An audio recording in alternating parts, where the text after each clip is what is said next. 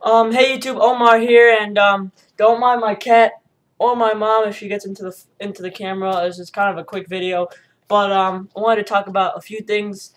First off, being what happened to the Mets-Marlins game last night. Now, I'm addressing Marlins fans such as Fins Canes Marlins. That happens to be the only Marlins fan I know on YouTube, right off the top of my head. Last night, if you don't know, the game was canceled in New York at 6 o'clock for a 7:10 start. And between 7:10 and probably 7 in the morning, not a single raindrop fell. Therefore, the game was canceled for rain when there was no rain. Now, you might think that this is completely absurd, and I think it's completely absurd too, because I think we just should have played. But I do believe that it was a strategic move by Terry Collins or just Sandy Alderson, our manager, to take the Marlins pitcher, their scheduled pitcher, I forget it, but it would have been their second pitcher out there, Josh Johnson. Take him out and see if we can't get the back of the rotation when we do reschedule this game sometime later in the year. So we lose a series to the Marlins, 1-0 in a one-game series, which I can't remember the last time the Mets had a one-game series, but they just did. So our next series is another 2-game series, and it's against the Washington Nationals. And it starts tonight. It should start. Then again, last night there wasn't any rain. The game got canceled. But right now I'm looking out the window, and there doesn't seem to be any rain. So we should have a game going at Citi Field tonight. And I'm really hoping we can take two games from the Washington Nationals for two reasons.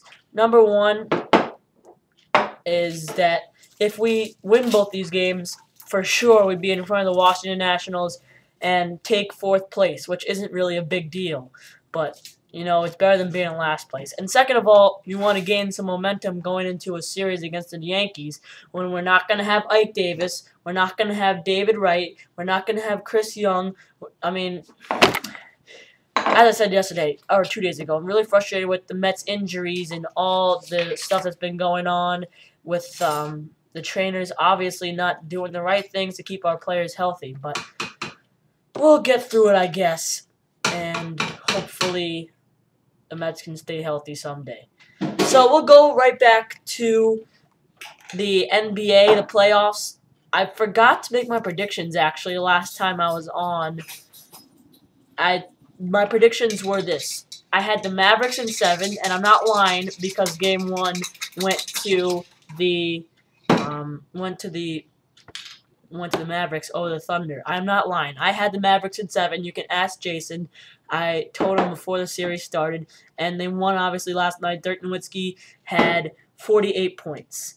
So tonight is Game 2 of the, I believe at least, Game 2 of the series between the Heat and the Bulls. I think the Bulls will take this one, even though it basically, I would say it's a must-win for the Heat. Now, you might not think so because you might say, oh, you know, they're only going down 2-0. How is this a must-win? I think it's a must-win because, think about it.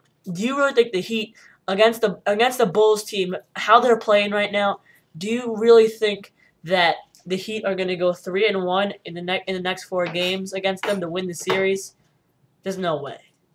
So, or no, not even 3-1, 4-1. They had to go 4-1 if they lose tonight.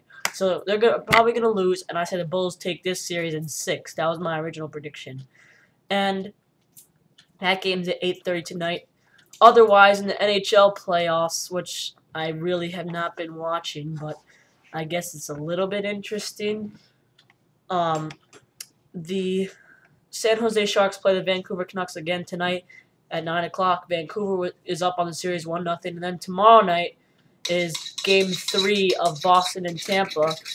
Boston and Tampa are tied right now in that series.